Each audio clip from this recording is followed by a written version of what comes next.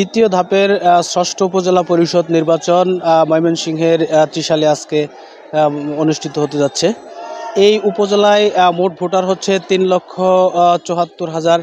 এখানে মহিলা ভোটার হচ্ছে ১,৮৫,৪৩৮, পুরুষ ভোটার হচ্ছে ১,৯০,৫৬৫ জন। সকাল ৮টা থেকে ভোট গ্রহণ চলবে বিকাল ৪টা পর্যন্ত।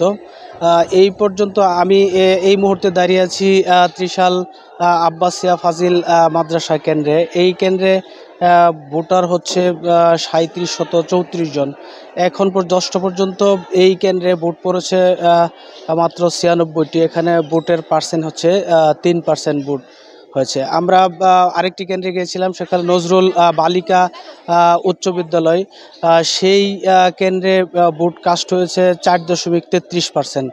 আমরা নজরুল সরকারি একাডেমিক ভবন ১ ওই কেন্দ্রে গিয়েছিলাম। ওইখানে ভোট কাস্ট হয়েছে ৮.৮১%। নজরুল সরকারি বালিকা উচ্চ বিদ্যালয় পশ্চিমের ভবনে ওইখানে ভোট কাস্ট হয়েছে ৬%।